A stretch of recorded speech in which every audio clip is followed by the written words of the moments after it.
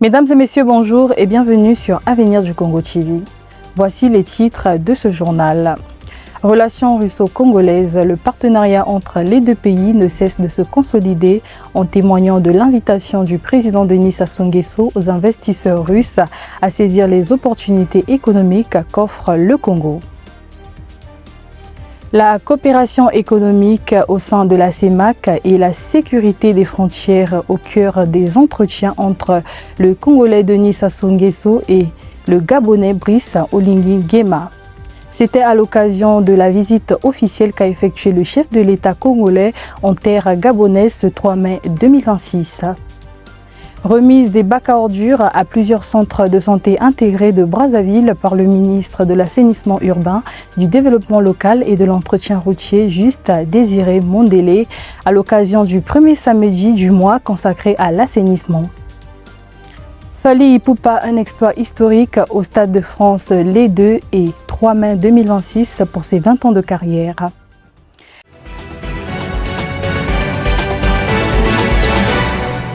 Comme annoncé au début dans les titres, le président de la République du Congo, Denis Sassou Nguesso, a invité les investisseurs russes à saisir les opportunités économiques du Congo lors d'une rencontre d'affaires tenue le 30 avril 2026 à Saint-Pétersbourg au cours de sa visite d'État en Russie. À cette occasion, il a échangé avec les acteurs économiques et institutionnels locaux afin de renforcer la coopération bilatérale et attirer davantage d'investissements dans les secteurs clés de l'économie congolaise. Saint-Pétersbourg étant représenté comme un pôle stratégique pour ce partenariat. Le 24 avril 2026, Steve Simplice Onanga a été nommé ministre des hydrocarbures de la République du Congo par le président Denis Sassou Nguesso dans un contexte marqué par la croissance des investissements dans le pétrole et le gaz naturel liquéfié. Cette nomination s'inscrit dans une stratégie visant à renforcer la souveraineté pétrolière du pays, à accroître la participation des acteurs nationaux dans le secteur et à améliorer la transparence dans la gestion des hydrocarbures, pilier essentiel de l'économie congolaise. En visite officielle à Libreville, le président de la République du Congo, Denis Sassou Nguesso, s'est entretenu le 3 mai 2026 avec son homologue de la transition gabonaise, Brice Clotaire Oligui Nguema, à l'invitation de ce dernier. Cette rencontre a permis d'aborder le renforcement des relations bilatérales, la coopération économique au sein de la CEMAC, la sécurité des frontières ainsi que le soutien au processus de transition au Gabon avec pour objectif de développer davantage les échanges commerciaux, les projets d'infrastructure et la coopération sur les enjeux énergétiques et climatiques en Afrique centrale. À l'occasion du premier samedi du mois, le ministre de l'Assainissement urbain, du Développement local et de l'Entretien routier Juste Désiré Mondélé a remis des bacs à ordures à plusieurs centres de santé intégrés de Brazzaville dans le but de renforcer l'hygiène et améliorer la gestion des déchets au sein des structures sanitaires. Le projet de protection sociale d'inclusion productive des jeunes, en sigle, organise du 11 au 20 mai 2026 une campagne de collecte de candidatures de jeunes vulnérables. Objectif permettre à cette catégorie de personnes de développer une très petite entreprise, question de se prendre en charge. En rapport avec cet événement, la chaîne Avenir du Congo TV a réalisé une interview avec Samuel Kouba, chef de département en chaudronnerie au Centre d'éducation, de formation et d'apprentissage des métiers du bâtiment CEFA en sigle. Chimène Lucine Guékou signe ce reportage. Je me nomme Samuel Kouba, formateur en chaudronnerie. Quand j'avais postulé à un projet de développement, projet de développement des compétences d'employabilité appelé en sigle PDCE. C'était en 2019. 2019. Le lieu de recrutement, c'était un gymnase. Après le lieu, on a fait le test de niveau. là où ça passait, je ne savais pas. Après, bien après, on nous avait appelé. Voilà, j'étais élu pour la formation PDCE. Après, par là, on m'avait appelé ici à métier de service et métier de bâtiment ici.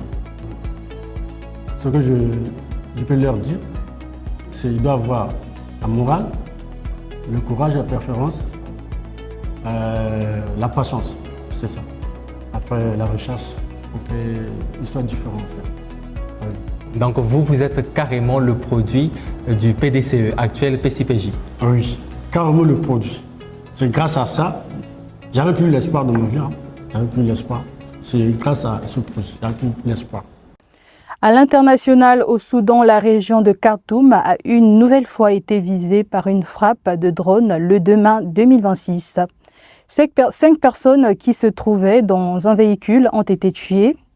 La guerre qui a commencé il y a 3 ans est à l'origine de la pire catastrophe humanitaire au monde selon l'Organisation des Nations Unies. Elle fragilise également le patrimoine mondial. Mais malgré la menace sur l'île de Méroé, les gardiens des pyramides restent déterminés et continuent de veiller. L'Organisation mondiale de la santé a rapporté le dimanche 3 mai 2026 qu'un cas d'infection à hantavirus sur un navire de croisière avait été confirmé en laboratoire, que 5 autres cas suspectés. Sur les 6 personnes affectées, 3 sont décédées et une se trouve actuellement en Afrique du Sud pour des soins intensifs. À présent, place à la culture. Je reçois sur ce plateau ma collègue Gasly Gambou qui va nous faire le point sur l'actualité culturelle.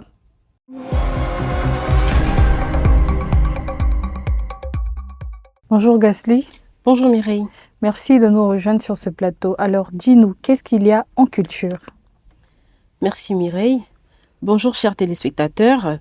En culture, il s'est tenu à l'espace culturel Yaro à Pointe-Noire un colloque exposition itinérante organisé par la galerie musée Makuisa. Cette exposition est consacrée aux masques africains, avec des conférences, des échanges permettant au public de mieux comprendre leur signification. L'objectif est de faire découvrir et valoriser les masques africains en mettant en lumière l'importance dans les rites, l'identité et l'histoire des peuples africains, tout en corrigeant les stéréotypes qui les entourent. Voilà Mireille, ce qui s'est tenu à Pointe-Noire. Alors merci Gasly. Hormis l'exposition des masques à Pointe-Noire, qu'est-ce qu'il y a d'autre en culture ? Merci encore une fois Mireille.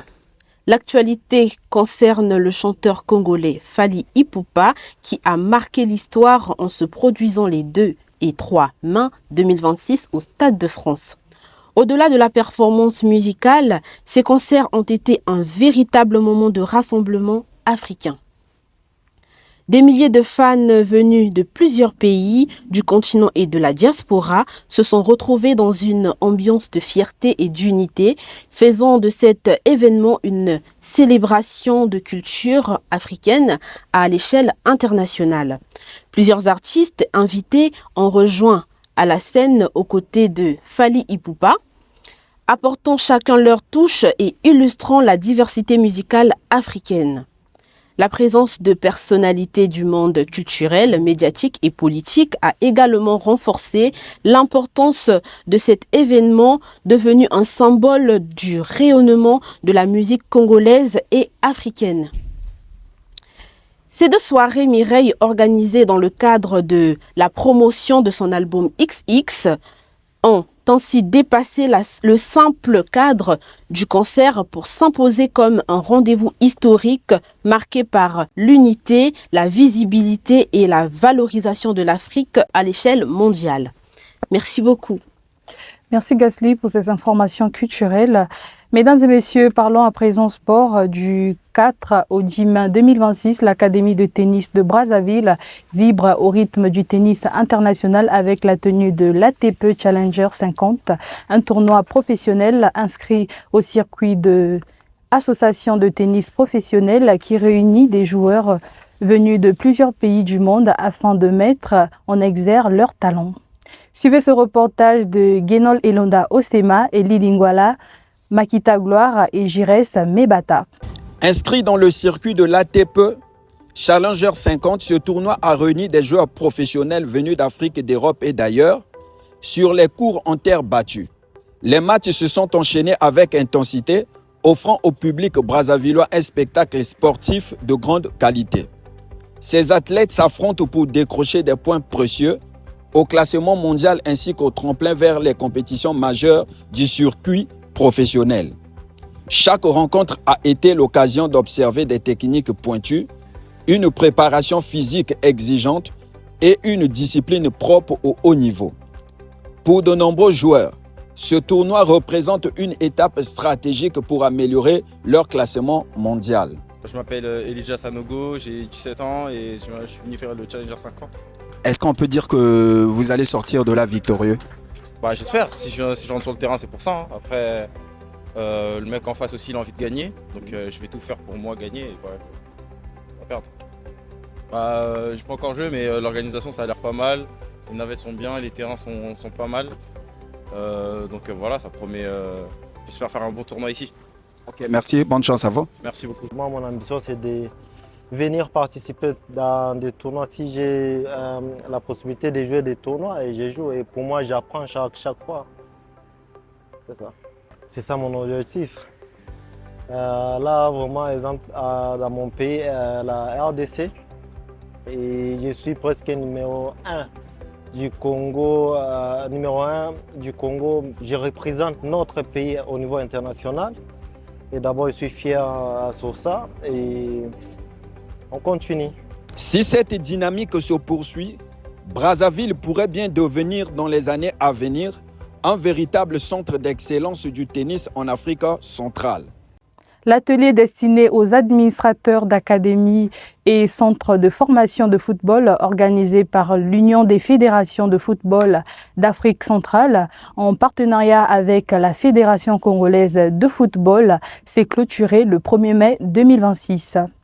Parallèlement, le festival Grassroots, qui a réuni plus de 150 enfants, filles et garçons au centre technique Djinné dans le département du Poul, près de Brazzaville, a permis de combiner la théorie à la pratique dans le département du football de base. C'est la fin de cette édition. Merci d'avoir choisi Avenir du Congo TV pour vous informer. On se retrouve dans une prochaine édition. Portez-vous bien. À très bientôt.